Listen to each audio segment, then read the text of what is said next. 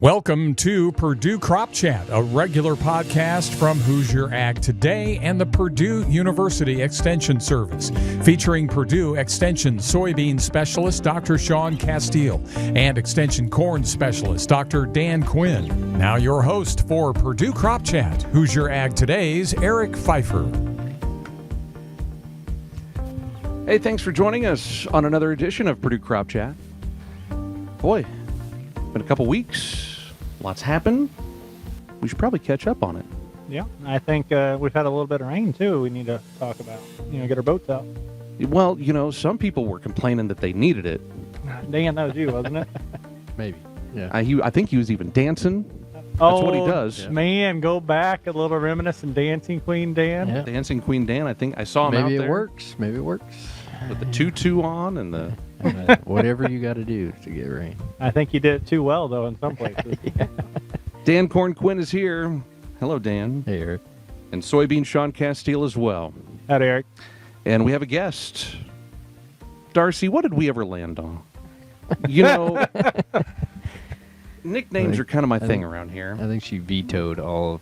She vetoed all of them? Yes. Yeah. I think we started with Darcy Disease Queen Telenko. That got vetoed immediately, right? That was not no a Dancing good. Queen. That was a non-starter, worse than Dancing Queen Dan. I think we landed on Darcy Tarspot Telenko, but then Tarspot, it wasn't even a thing last year, was it? It came in. I think we barely saw it though. Did it even have any impact on yield last year? A little bit. Maybe. We had about 10 bushel. But she felt that soybeans were not getting enough love, so she brought in another disease she for us to shifted look gears. at. Right? Oh, yeah. Yeah, the red crown. Right. Yeah. Crown, going back to that queen. Crown. Yep. Okay. So, I don't know. Darcy for now. We'll come up with something. That's fine with The me. Darcy. The Darcy. Well, welcome to the Purdue Crop Chat. Great to be here, Eric. We are going to chat disease here in a moment because it is just about that time.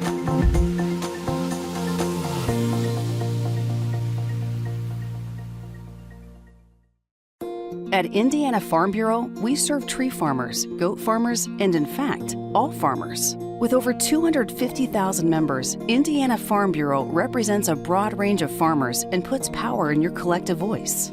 You also get advice from our subject matter experts, more affordable health plan options, and support for youth programs statewide. So whether you grow soybeans or strawberries, membership means you'll be heard. Become a member today at infb.org.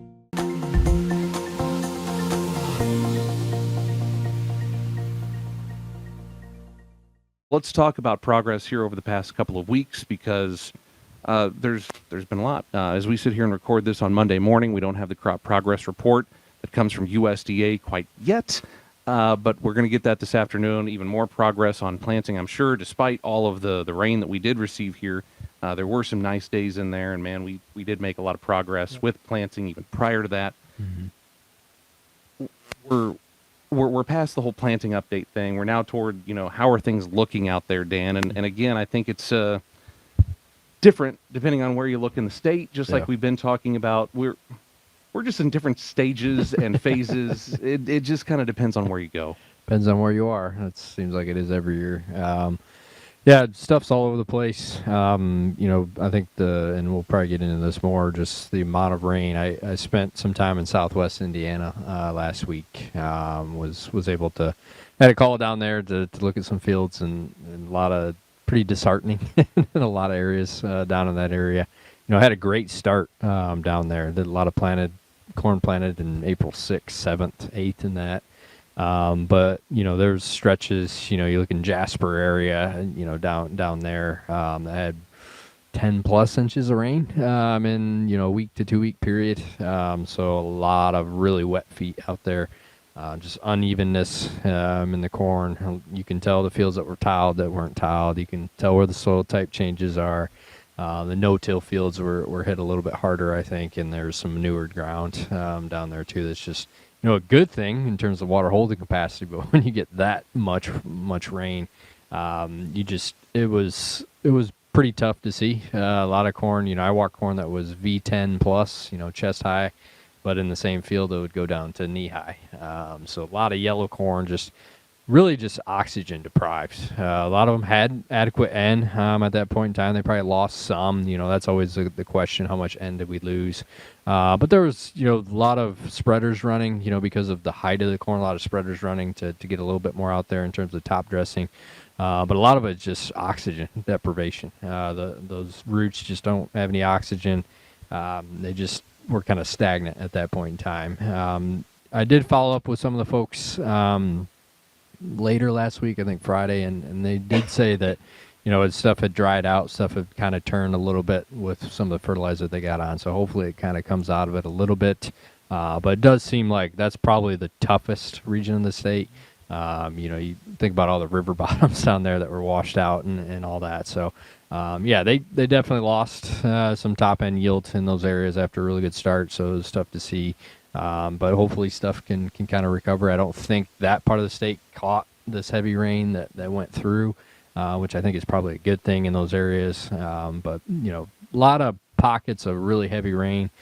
We talk about this kind of every year. We don't get, we just want a nice, 1 inch, 2 inch over a couple days. No, it's beggars can't be choosers, Dan. It's always like 5 in a day or stuff like that. So, But on the average. on the average, we're right at the average. No, but the variance is really high. So, yeah, that's where I spent some time last week, and we took some deeper soil samples. So we're waiting to see just kind of what the nitrogen levels are in those fields, but. Pretty tough to see after a really good start. Great stands, great emergence down there, but now it's just that rain is hard on that corn. Well, you mentioned lots of rain, 10, 12 inches, and certainly that part of the state's got the river bottoms, which you would anticipate would have issues of its own right. Especially even when there's rains that are up in the north, they don't get anything, but they get the rivers that breach, right? So we had some of that a few weeks ago, but you're also talking about just fields that are 10, 12 inches, and that's just a lot of rain over a week or two's time, regardless or not. It was river. Every field. Yeah. It's not. It wasn't a field here for a field there. It was every field. Well, when I got kind of in that southwest, soybeans too. Yep. There were soybeans that were planted in March that were probably 6 inches tall in areas. So yeah, it's just stuff was a lot of it was just oxygen deprivation. They're just not any oxygen. The roots aren't growing. They're just not taking up anything. I do think they lost some N, but I think on the soybean side, the same thing. Yeah, it's going to be the same thing. I mean, the oxygen story. So, plants obviously use carbon dioxide, right? And we need the oxygen, but it's the oxygen down at the root level, right? For those that don't have that appreciation that, to have all the photosynthase, all those plant sugars that are being made by photosynthesis, it goes down to the roots, and the roots need the oxygen to respire, to burn that energy. And so, when you talk about oxygen, it's about growth. And so if you don't have oxygen in the root system, you don't have growth, right? And in fact, you kind of have the opposite. You have roots that are dying in many cases. Yep, exactly. So all of this rain, you're right, Dan. We talk about this all the time. Like we don't get this widespread. And I think that this was a topic, a couple of years ago on this podcast of, the weather patterns just aren't the same as they used to be, where it would cover 90% of the state, and it's field by field, pocket by pocket, and we get that 5 inches at a time instead of one nice little. I mean, even here, my house, I live probably 10 miles from. What's your address exactly? Yeah, let me write that down. At my house, and we probably had 2.8 inches of rain, here in... Probably, like that 2.8, definitely. I feel a little Rain Man coming out in 2.8, definitely. 2.8. My rain Mine was gauge. 3.75. Yeah, Oh, so man. even more. We're doing the one-up game already. This is my That's awesome. my rain gauge in my garden, and then, up at our acre farm here, I think they only had 1.2 inches or something like that. So that's not a big difference, but yeah, it's field by field. That's just the high variance that we see with the rainfall. Yeah. What are you seeing with soybeans, Shaun? Yeah, so I'll echo some of the things. I mean, soybeans don't like wet feed either, right? And so whether it's the Southwest or other parts of the state, I think Southeast have had their own issues from time to time. At this point of the season, we've had a lot of beans that were planted timely. We had so whether the Southwest had the early Aprils or even Marches. We had a stretch in the middle of April that was really nice for a large part of the state.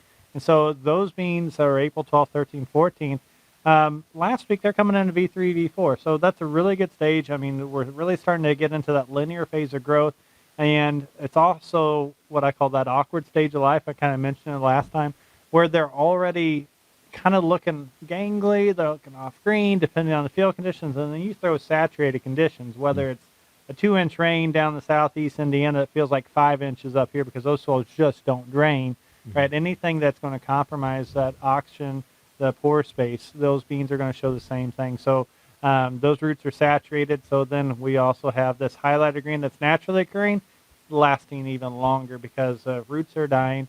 The thing with soybeans, we're not fertilizing them for nitrogen like corn, but we're counting on the root systems in particular, the bradyrhizobium, the fixation to really be ramping up. Well, if that's saturated, that nitrogen supply through fixation is also harmed, right? So we're not getting that ramp up. So roots are dying. Nodules, after enough time, they're going to start dying. And so then there's going to be this lag of, okay, once we air out, once those soils dry, those beans will start to grow some roots. Probably be another 7 to 10 days before they start to turn that dark green again, right? So that's the phase that we're in. And I dare say the corn, as Dan's described, we think about, give it 7 to 10 days. Feels like, 2 episodes ago, we were talking about the cold injury. Give it 7 to 10 days to see what's going on. 7 to 10 days. It's kind of like the extension, it depends answer. That's the second one in our toolbox that is given to us. It depends, and wait 7 to 10 days. It was in my orientation bracket when I started. How many 7 to 10 days in a row do you get just to kind of see how things go? I mean, exactly. So we've got those. We're in December by the time it's done. Right, That's right. It's just like, this product will add 3 bushels to, at some point, adds up to 500 bushels. Yeah, you get like 680 at some point, So at any rate, so I'll echo those problems with the soybeans as corn, saturated, wet feed. They're going to just be off for a while. In that, it's also going to affect its growth, its height. It's not going to be as dramatic, right? Because corn's already just shooting up. It's so much taller anyway, V10. But you're going to see beans that are supposed to be a foot tall that are only 6 inches, and relatively it doesn't look that big of a difference. That's half the height. So you go back to your chest all down to your thigh, that's half height, right? So it's the same thing occurring on those grounds. Some of the other fields look really good. I've got some beans, like I said, that are April 13th, that are V3, V4. They've transitioned through that awkward stage of life. They've got their post out, so some of the post is a little phytotoxic, a little speckling, but they're growing out of that, so they're really looking good. I will say that we have got fields that we had 20, 30-mile-an-hour winds during planting season, and so they look pretty hairy now that we've got a lot of weed issues in some of these fields as I drive by. Even like we were up in our our farm in the Northwest last week, and I've got a field that just historically it's always got giant ragweed. I said, let's be on it. We do our we do a good. We're going to do an early post, and so I talked to the farm manager. Yep, make sure we get that. He sprayed it on Thursday. I was up there on Friday, and I kid you not, I mean, that giant ragweed was just already getting out of hand, and we know about that. And we did everything right. And so now you put insult to injury, that 20-mile-an-hour winds, you don't get a good or you don't get the rain when you need it for that residual. Yep. We got some fields that are looking hairy. I'm not giving my address out either, Dan, but my neighbors, I mean, we've got some weed issues out here. Yeah. Bad. Yep. Very bad. Very bad. Well, so let's turn to Darcy. Let's welcome in our guest in a more in a larger way here. With where we are in the season, has disease really caught on yet? I mean, we're pretty early. No, we're relatively early, other than if you had flooding or wet feet issues that we had seedling diseases as they were delayed and coming up, and some of those things could be out there as well. But right now we're sitting and waiting to see what happens this next month. It's kind of where I'm sitting. Yeah. Sitting wet. Does it stay wet and cool, or is it going to get hot and dry on us? And that's the big question of what's going to trigger coming up next. Well, and that's the big question, with all of these rains and everything, like what are we looking for? I mean, I can imagine.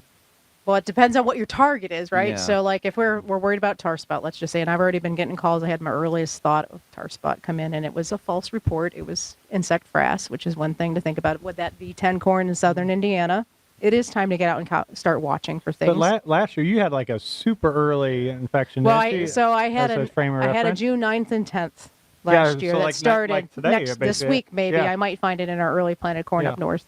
But it's still too early. Even that early infection is for me on the epidemiology side to try to understand the biology of it, not for making a fungicide decision. Right.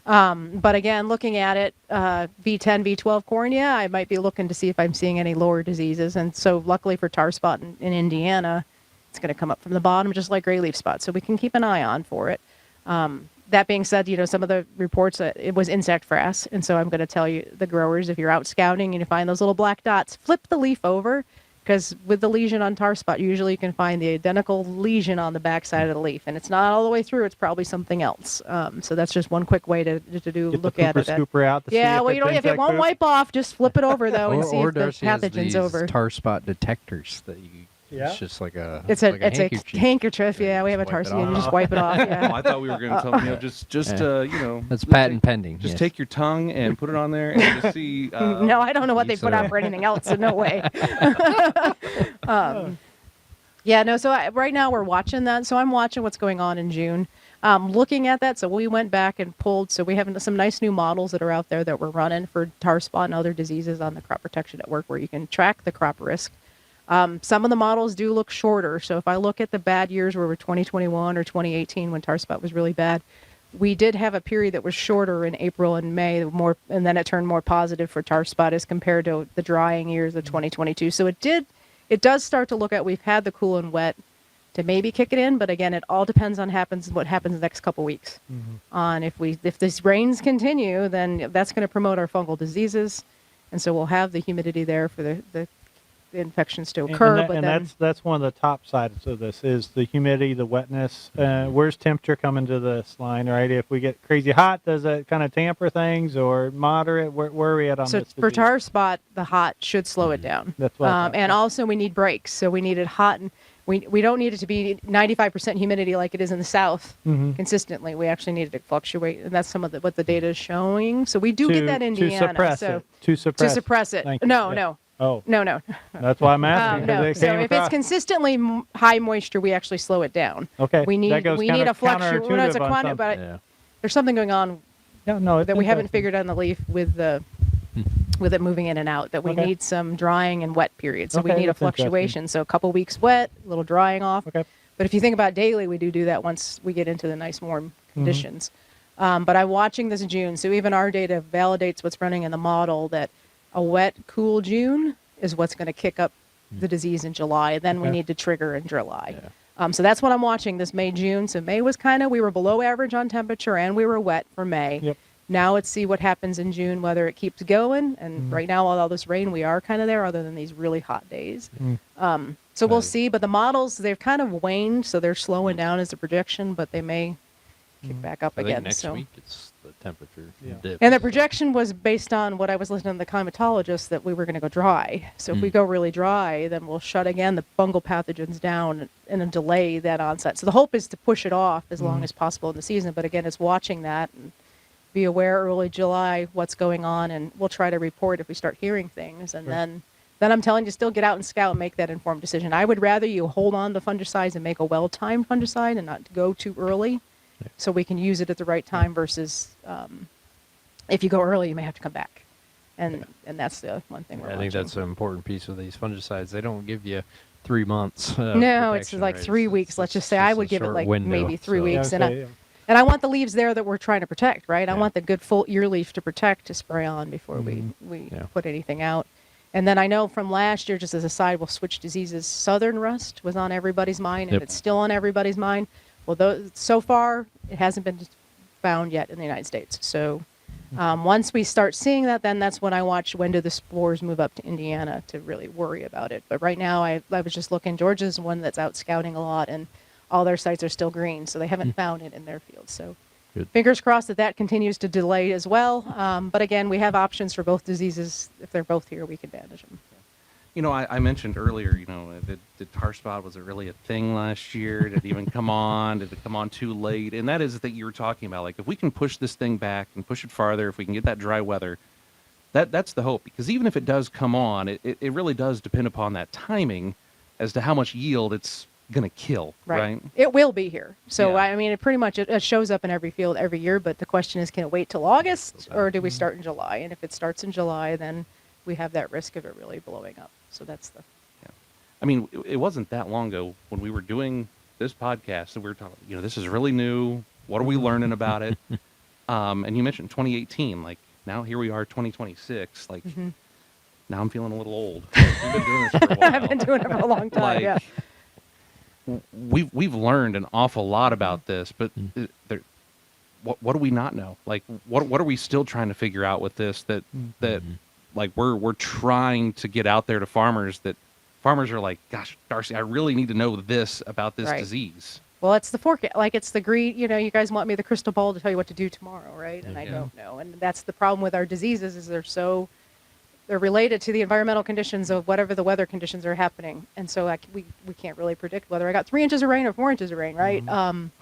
So that's the biggest thing is the weather. That's and we're trying to learn more. And I think our models are getting better. It's just one tool in the toolbox though. And I still think you can scout, and there are groups trying to work on, can we see disease and make a decision using other technology?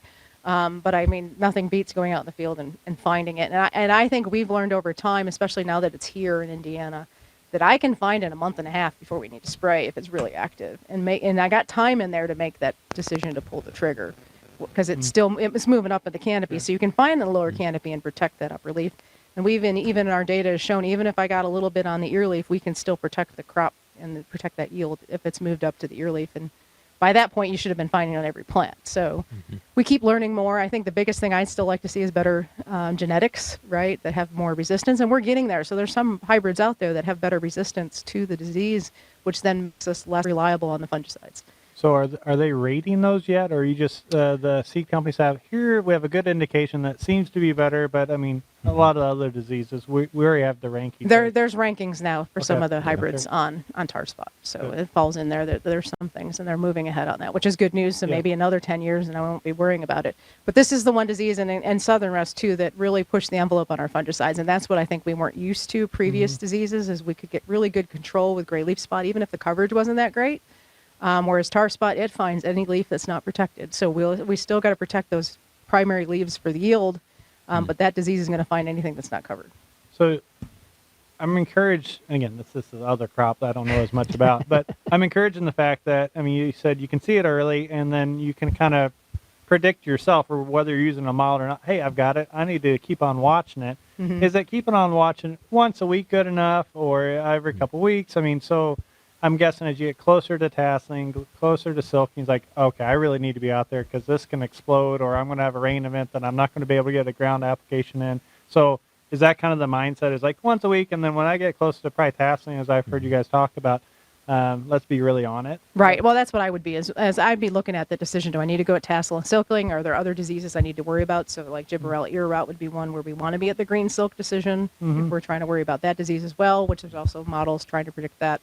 But yeah, it's late vegetative is when I would really increase our scouting and see if we've turned on the map. So see if other states have found it, or if the crop is more advanced in southern Indiana and we're finding it there, then it may say it might be triggering up in northern Indiana, depending on the variability. I mean, we have crop now at V5 that just planted. So, I mean, there's going to be high variability in that. So the later crop is definitely going to be a higher risk because there's more time now that if the disease gets going, more inoculum source. the source is going to be there.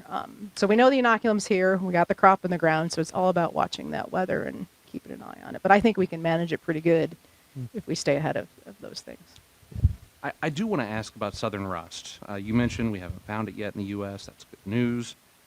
Let's rewind. Let's do a legal flashback here to a year ago when we had this. What was the impact? Can we kind of look back on that? I don't know the numbers now. I'd have to go look at what we ended up on estimates. So in Indiana, I would say it wasn't. We had pockets of it where it moved in, and it was really an interesting year. So it moved in earlier in the south. So on my counterparts in the south, you could see that if you watch, there's an animated map that Mississippi, around the Mississippi River, they blew up. All of a sudden, they turned red in July. So or June, and they had a lot of inoculum going. And then, if you watch the map, it jumped to Nebraska had a first report, and then it seemed to blow across from the west, not really coming up. Usually, we follow Mississippi, and I watch if it triggers in Kentucky and Missouri first before I worry about southern Indiana. But it seemed to blow across. So, I'd say Indiana, we didn't have as much. Maybe we had 1 or 2%. I forget where I landed on yield loss for southern rust, but Iowa and some other states got hit really hard, like 20 bushel losses, because it moved in, and once it gets there, the problem with southern rust is the life cycle's faster. So from spore to spore, 6 to 7 days. So if you have a pocket that develops and we're in early July, that's a lot of time for that continue to develop before we harvest in September, October. So, Did you hear, Dan or Darcy, about, folks kind of changing their plans for this year just to be prepared for this thing that, it really was kind of a one-off thing, but were we trying to prepare in case this happens again? Yeah, I think it's just they're paying attention to it. right, I think I had questions on making changes to hybrid selection, and again, I tell them it doesn't overwinter like tar spot or other disease that we know it's here and it's going to be here every year. You got to watch it. So if you got great hybrids, I wouldn't change that unless you're in the South, but I'd be aware of it so you can see these maps so we can see as it turns on, and that's why we try to report these things to say, hey, when I see that it's starting to turn on, we'll keep an eye out, and then we'll start warning you, hey, it's still middle. Usually it used to not come into the end of August, right? But then if I get a report in the middle of July, and I think my first report last year was July 20th. That was the one. Was that? I forget. My years are all muddled together. Was that the year I did? Yes, I took a vacation. And I came home and I turned my phone back on. Someone thought she deserved a vacation. I hadn't taken one in a long time. Yep. And look what happened, Indiana. Yeah. Right. I'm going earlier in that now. We Now need this someone to time. point the finger. But so that's when I turned back my phone after getting back to the United States, and the first 5 texts I got were pictures of southern rust. Yeah. So it kind of blew up. Yeah, and that's the challenge with disease, because I get these questions too. Darcy talks about the crystal ball. Like, had a bad southern rust year last year, and then the questions over the winter and the spring are like, okay, how do I prepare for southern rust? And it's like, well, you may not have southern rust at all. It might be a bad tar spot year, or we may not have any. Plant soybeans. Well, we can move into that angle. or there may be some other surprise disease that comes along, right? Is there Right. something else that we need to be on the lookout for here, Darcy? Nothing where's this coming from? nothing I'm quite yield limiting. But we did document curvularia across all our plots last year, which was very minor, less than 1%. But there's a new fungal pathogen that's moving in too. So there's an assortment. She got tired of tar spot. There's an assortment of things that can happen. I mean, you still have the classics: gray leaf spot, northern corn leaf blight. If you have hybrids that are susceptible, tar spot, southern rust, and maybe a little curvularia moving in. But that one, I'm not quite worried about yield, but we're watching it.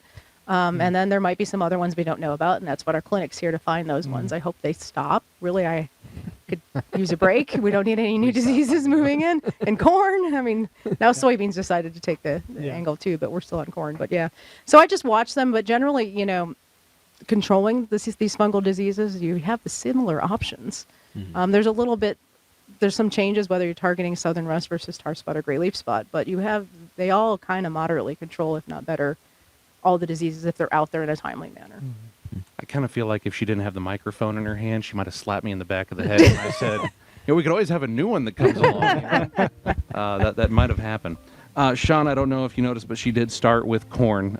She obviously thinks that that's more important. But when we come back here on the Purdue Crop Chat, we will shift into soybeans. So stick around for that. We thank our sponsors of the Purdue Crop Chat, the Indiana Corn Marketing Council and the the Indiana Soybean Alliance and Indiana Corn Marketing Council. We're back after this on the Purdue Crop Chat.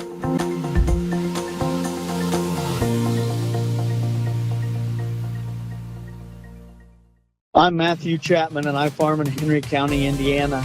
Indiana Soybean Alliance and Indiana Corn Marketing Council invest checkoff dollars into building demand for corn and soybeans internationally. I've seen this work firsthand, and it's been eye-opening to see the growth in these markets, which also brings dollars back to our farms. Promoting U.S. corn and soybeans and increasing global demand is critical to the success of farmers right here in Indiana. This message is brought to you by the Indiana Soybean and Corn Checkoffs. This podcast is brought to you by the Indiana Forestry and Woodland Owners Association, working for Indiana's woodlands. Across our state, forests are more than beautiful spaces. They're living assets. When responsibly managed, woodlands can become a valuable part of a diversified farming operation. Healthy forests can provide income, support wildlife habitat, improve soil and water quality, and create opportunities for generations. Well-managed woodlands offer real financial benefits that can rival incomes from row crops. The Indiana Forestry and Woodland Owners Association is here to help you make the most of your forest resources. Learn how good management today can benefit your family, your land, and Indiana's environment for years to come. Find out more at ifwoa.org.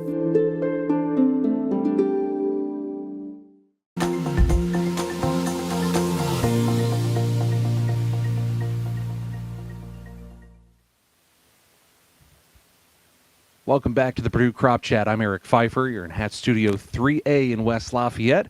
Soybean Shaun Castile over there, Dan Corn Quinn right here, and Darcy, crown rot, tar spot, disease, Telenko. I don't know. We're going to come up with something. But we are here to talk diseases today. We are not quite there, but it's time to start looking around. It's time to start getting some things figured out. We did spend a lot of time here on corn, Darcy. Let's talk about soybeans.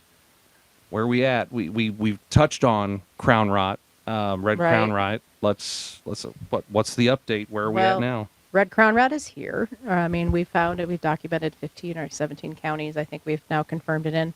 If you look at that map, if you see Illinois, they've been tracking a little bit more intensely. I suspect Indiana is going to mirror that. So that's my big, I guess, my PR thing for this year is it's too late to do anything right now. We've planted the beans, right? And so those areas that knew that they have some of a risk, maybe they put some seed treatments on those varieties. But really, it's understanding, is the disease on your farm? And that's the big push this year. And the problem is it mimics three other diseases. It has the same foliar symptomology as our sudden death syndrome, SDS. It could also mimic brown stem rot. So it's important, and when that time frame comes, so end of July or early August, and you start seeing those little areas that are turning yellow. Yep. The crop is not maturing there. There's something going on, and get out and look at it. Maybe you diagnosed SDS 10 years ago, and it came back to the end. But go out, and that's my big push. Go out and check to make sure it still is and hasn't changed to something else. Yeah, that state fair disease is what I like to call it, the SDS disease. So intraveinal. Which is why we won't be doing any broadcasts from the state fair going forward. He has been banned. No more it's pretty much. Shaun. Yeah. Oh man, that's. All right, we'll stop that then. All right, early August. No, I mean, it's that intraveinal chlorosis, that classic symptomology with SDS, as well as brown stem rot. And then now, like you said, red crown rot shows very similar symptomology in the leaves, right? Right. But all of these diseases have something else in common too. They start at the ground, right? Right. They're root infecting, right? So they're soil-borne pathogens. So they're not going to move like we got used to with this worry of the corn diseases that we talked about. There's no real aerial movement that's really going to move around, but it's important to know if they're in the soil for the field history, right? Yep. So it's whatever moves the soil that could move these pathogens around. So most of these, all of them are probably starting at the seedling stage for infection. The unique thing about red crown rot, and we're still trying to learn what's going on here in the Midwest because it's not a new disease in the United States. Mm-hmm. It's been around for 20 plus years. I mean, my old mentor back in Illinois, actually, and when he was in Louisiana, studied red crown rot in the 80s, right? So I know back in the 90s and 2000s, we probably didn't have red crown rot because if they had it, we would have known about it here because he would have found it. Was it a disease on peanuts? That's where it's right, been? Yeah. So the fungal pathogen, Collindectrica illicola now is what it's called, but it was also caused as a Slender-cladia black root rot on peanuts. And so I actually worked on that in peanuts back in the late 2000s or 2000, I forget now, 2005 and beyond. Was one of the major diseases in North Carolina, Virginia area when I was out there on peanuts, root rotter. Peanuts, because they grow underground, those pods are also a big risk. And back in the day, we used to fumigate for it. Yeah. I talked to my counterparts now, and that disease is not on their list. So it was one of the top 2 diseases we worried about in peanuts, and it shifted away. So it's still there, but not one of their top diseases they worry about. So something has shifted. So this pathogen may just have been here and then found an opportunity where the Midwest cultivars don't have maybe they just start packages. Changing, right? I mean, you, when you do genetics, right, when you do breeding and advancing yield, I mean, you do that with unknown what comes with that, right? Sometimes we're getting better yielding varieties, which is great, but then they don't have the disease package or didn't know that they needed the disease package, right? So we didn't have, that wasn't on the list to breed, right? Or, last 8 years, we're planting soybeans before corn in many cases, right? And so then our growing conditions are different now too. Again, I think you're still learning what are the conditions that are fit for red crown rot. Right. Well, it's opposite for generally from what we know on the literature side. It likes the warmer soils. Okay, so we have SDS that likes the cool, wet soils, and it could potentially every sample we got in last year actually we could isolate both pathogens. So we could lovely. It doesn't push off whoever gets the first, right? They're And you both can have there. brown stem rot and I've seen brown Yeah, stem you rot can and have all SDS. of them. And so now we can all Let's three throw of them. them all in there. It depends who Okay. gets access first to that plant, right? Okay. So you think about it. We'll plant later if we have SDS, or red crown rot, whatever. Now, But the warmer soils may promote red crown rot versus an SDS infection. The other thing, knowing a little bit about this pathogen biology from previous work, is infection could happen all season. Okay. So we'll have the biggest yield loss at that seedling stage if it gets Just in, like just like SDS. Yep. But so some of our seed treatments may not have been as may not persist as long because infection may continue sure. That makes beyond sense. that protection window, and so there is potential for it to continue to move in. Yeah. And my colleague in Illinois has been working on some of the greenhouse, and he can get good, decent infection even, and putting the pathogen in at R1 stage. Okay. So That's it's whenever disconcerting. and it's the microsclerotia what's directly penetrating. So when that microsclerotia comes in contact with a root, that's when the infection is going to occur. But it's important really to know, is it in your field or is it in a pocket in the field, and how do we manage not moving it to the other parts of the farm if it's not on those other parts of the farm. So that's my big push this year. It is a really what I would call a good root rotter. So when we're out, Good root rotter. This is going to the farmer's market. I got this know. good root rotter I here. know. You can take it. Take it Well- to your neighbor you don't want. Well, versus SDS, you can't pull the plant out of the ground. You got to take a shovel when you're Yeah, out looking, yeah, scouting for SDS. Yeah. When I'm in those red crown rot pockets, I can grab, and the plants come right out of the ground. You 'cause don't there's no need to root bring a spade. system. Yep. No spade needed because there's hardly any root system left. Okay. And so that's why we saw some significant losses that Oh, occur in yeah. those pockets where it could knock up to 50% off. Or Sure.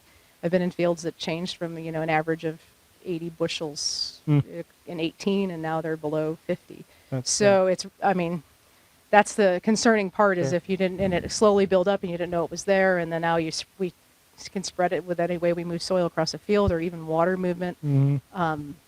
So that's what the push is, to make sure it's still the disease you think it is in that field. And So make what's the best target. way of doing that then? How do you know what disease it is? Get out and sample it, and then I'm going to say that with support from Indiana Soybean Alliance, we will sponsor those samples, and the United Soybean Board as well. We're going to have a big push to sponsor those samples to come into our clinics to get a confirmed diagnosis of the pathogen. And I think I set that up because we need that, you need that. I need so, that too, So yeah. then, again, our checkoff dollars are already going there to support that, but then also look at distribution. And if you see that reddish brown on the main stem at the soil line, that's great that you've identified it, but go ahead and send it in so then you can confirm it and then start to build out.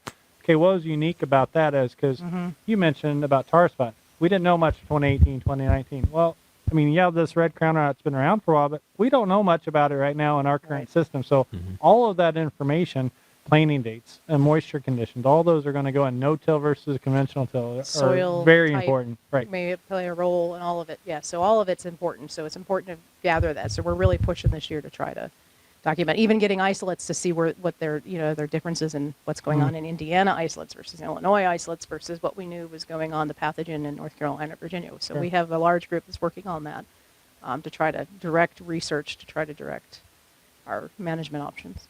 So at this point, I mean, the crop's in the ground. It's already going forward.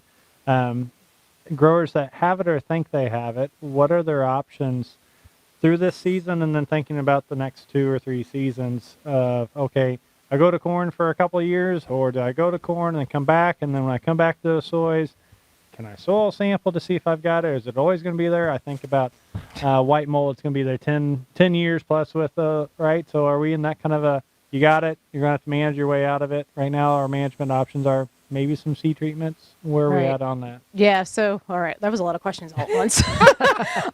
He has a So tendency first, of doing that, so know? first I just and rattle foremost, it all yeah, off. no, so corn is not a host. Okay. So rotating to a grass would be a way to try to knock some of the inoculum down. Yep. The problem is it is microsclerotia, so that it's not as big a sclerotia as white mold sclerotia, so it may not persist as long, but there's Okay. probably more numbers wise Sure. Yeah. being generated.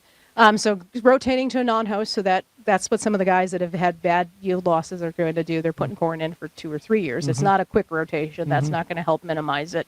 As a side note, the other things I mentioned peanuts, but also alfalfa is a host. Okay. So, and we're still going to we're still screening weeds species as well, but We know those 3 crops could be a potential host. So if you're growing hay or alfalfa, that might rotate it through and keep it going.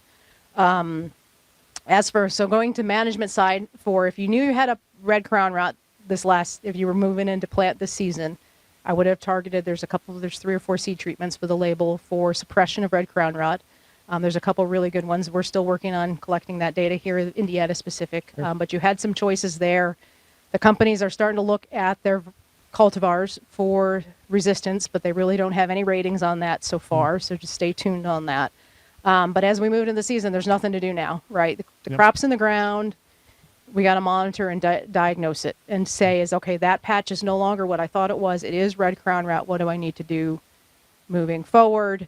I think it's important to diagnose it as well. So as we come to harvest, maybe we move to those field areas last so we don't move it around.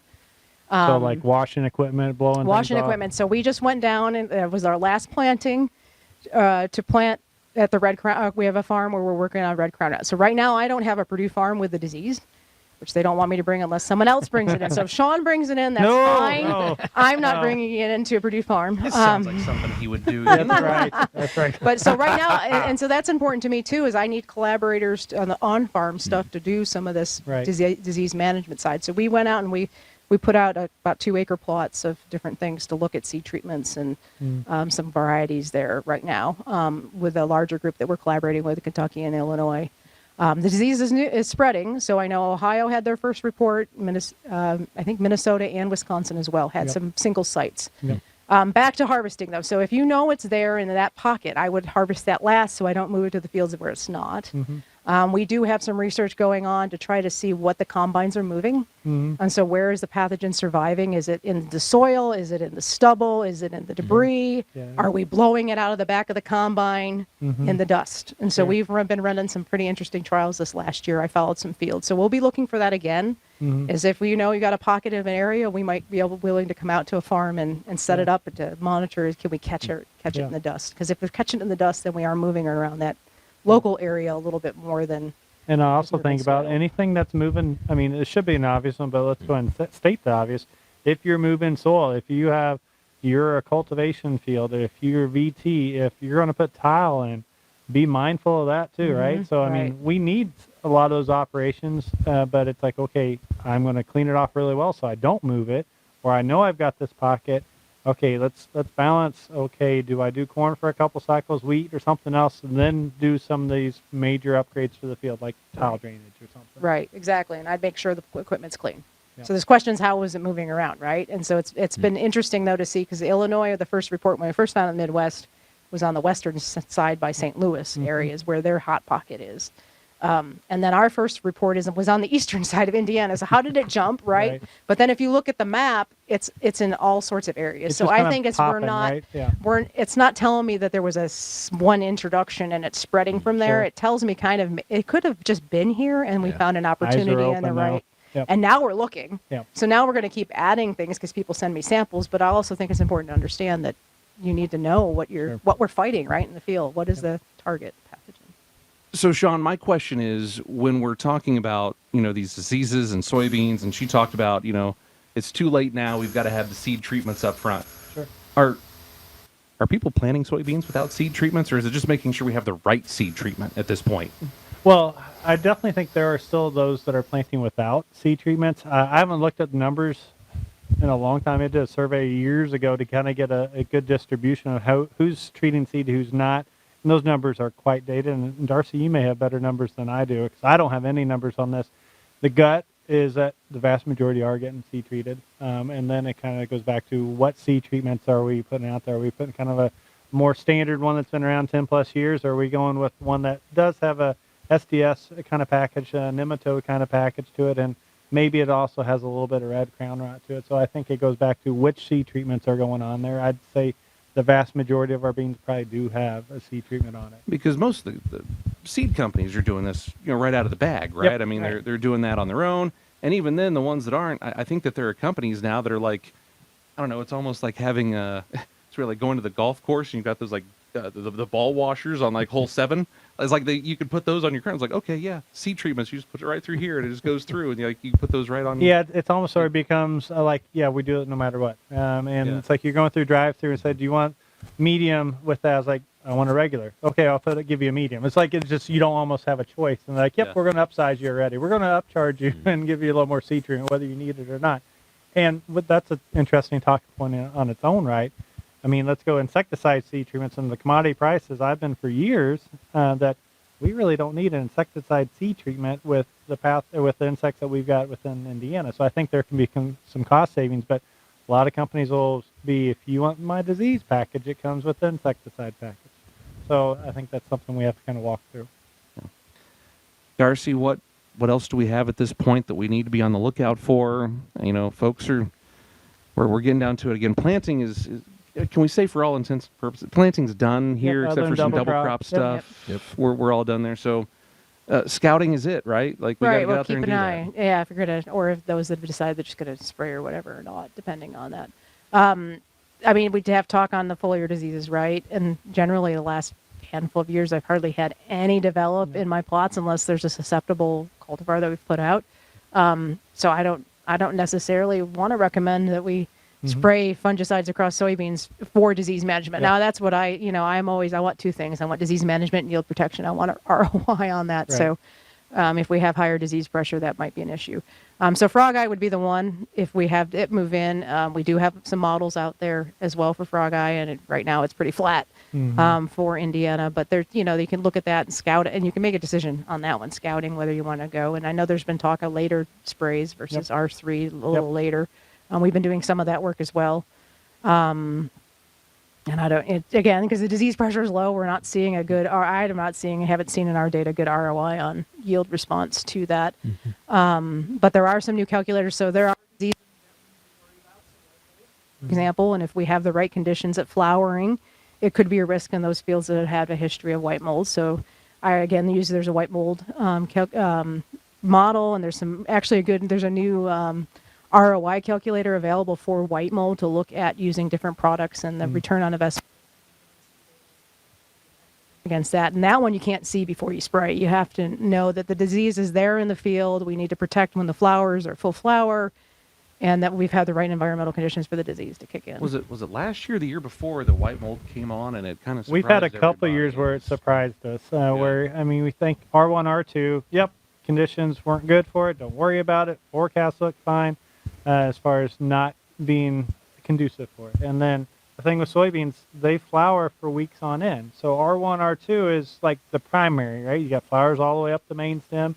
Then you go into R3, R4, which is typically a different fungicide spray. It's more for the foliar diseases, not for any of the white mold. But flowers are still occurring there. And so there's entry points. That's the point about this disease, right? That entry point is the flower. So if there's still flowers, the vast majority are R1, R2, but yes, I think we've had 2 years in a row actually where I got hit. I'll say it's like, oh, we probably won't have big white mold. And all of a sudden there's like pockets dead plants in August. And I was like, all right, we got hit with some of those later infections when we still had flowers. And of course, it's not in my white mold targeted trials. Of course, right. That's the best way. That's the best control is to have Darcy on your farm for a white mold study or red crown rot, because that's probably what's going to happen this year, right? You do all this work. There's going to be 0 red crown rot, 0 white mold. Surround the trial. It'll be all around it. That's right.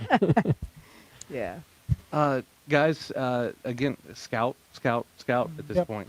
That's the message, I assume. Yeah. And drone coverage at this point, any value to that? Yeah, I think on the soybean side, if we're more advanced, V3, V4, you're going to get enough green material to get coverage and to kind of see if there's some oddities out there or not.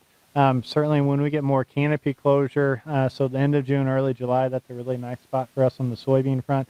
At this point, scouting is going to be one of the key things, again, to understand, okay, do I have saturated conditions? And they're just kind of, they'll grow out of it. 7 to 10 days, we'll take a look at it as long as we've got that. Maybe you don't have saturated conditions, but you've got those highlighter green soybeans, they're V3, V4. You dig them up, you look at the roots, you look at the nodules. Are they pink inside, right? And if they're not, chances are that there's still another week before they're mature enough to harvest enough nitrogen from the atmosphere and move forward. The final part is get on those weeds, because I think those that are obvious from the windshield, that's one thing. We've got a big issue there. But we've got a whole slew of rain, a lot of moisture, a lot of heat coming. I dare say that we're going to have a pretty big burst of weeds coming on pretty soon. We need to be on. Dan? I think one of the big things is, we talked about the crappy corn. There's still a lot of good corn out there. But I do think there's some areas that probably lost nitrogen. So it's kind of back to that scouting point. Just keep an eye on it. That's always I get this call every year. It's one of the most challenging questions I have. We can get you in the ballpark. It's always, I want to know to the T how many pounds of N I lost, right? And that's is your answer. Yes. Yes. That's really challenging. We kind of have some steps that we can kind of walk you through based on when it was applied, the source, do you have a stabilizer, how much rain, stuff like that. But yeah, it's a really rough ballpark. So just pay attention. Corn will still, we can, maybe not all of it, but we can still rescue a certain amount of yield when you get into, putting on, even top dressing it or, doing, Y drops or something like that later in the season, even, V10, V12, all the way up to R1, R2. Corn will still respond to that nitrogen, so you can still kind of make it up a little bit. But, if you're starting to see some firing happen when the corn is V12, even before tassel, it's probably a pretty good indication that you're short in some areas. But I do think there's a lot of corn out there, especially the last week, that was, on the verge of needing a rain. A lot of it got side dressed, a lot of it got sprayed. It caught this rain, a couple inches. Now it's going to be, 90 degrees here in the middle of the week. It's going to start really moving here across the state. So be real curious, but the main thing I'm kind of monitoring is just a lot of areas that had wet feet, areas that maybe we lost some nitrogen. Just pay attention to that. And yeah, just walk the fields, take a look at stuff and all that, look at disease. I think we're getting close to that point in time to really start paying attention to that. So yeah, I think, scouting and watching things are important because we can still do some corrective actions even a little bit later in the season. Yep. And Darcy, resources are available. Yep. Where we can get the Darcy Tar Spot tracker Right. and all of these things. Where? So I guess my Indiana Field Crop Pathology website has some information, and also the Crop Protection Network is like where we're putting it all, these models and everything. So it's a one-stop shop there that I would encourage everybody to go to. So there's maps of things that you can check, and some of those maps, even the tar spot and the southern rust, they have a nice little chart that shows you if you find it in your field here, do you spray, not spray, when do you hold on? So there's a nice little chart there. There's also the models, so the prediction models on whether the weather's been there. So I would use all the tools at that hand, and then we'll be reporting it, right? Mm-hmm. So we'll be saying, hey, you follow me on Twitter or whatever, and I'll be like, hey, we found it, or we're watching, or get the crop and pest newsletters and things like that. So there are ways to try to keep you informed of what we're seeing as we hear things as the season progresses.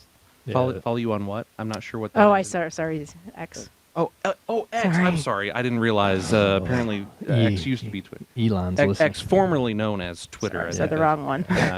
Force of habit. I was going to echo the Crop Protection Network because they do a great job with the fungicide efficacy tables. Charts, yep. I use those all the time. And there's a tool there you can actually search them. So you can cross-reference all the tables for things, but you can also go in and search the tool. Yeah. And then if you're trying to cut back on price, you could look at the active ingredients and make an assessment that way too as well. Yeah. So I don't know how many farmers I've sent. So what fungicide should I spray? Just look at this efficacy table and you can make your decision from there. And there's some new ROI. So there's a FOIA ROI tool for corn that's available. Yep. They can search things and you can put your own prices points in. You can say, I expect this much yield and I can get this much cost off it, and it'll give you an estimate of if you'll break even based on university data. There's the ROI tool now with white mold too as well. So there's a bunch of fun little tools on Crop Protection Network to play around with to help you, especially on a rainy day, I guess. If you're sitting inside trying to figure out what to do, you can go look around that. Yep.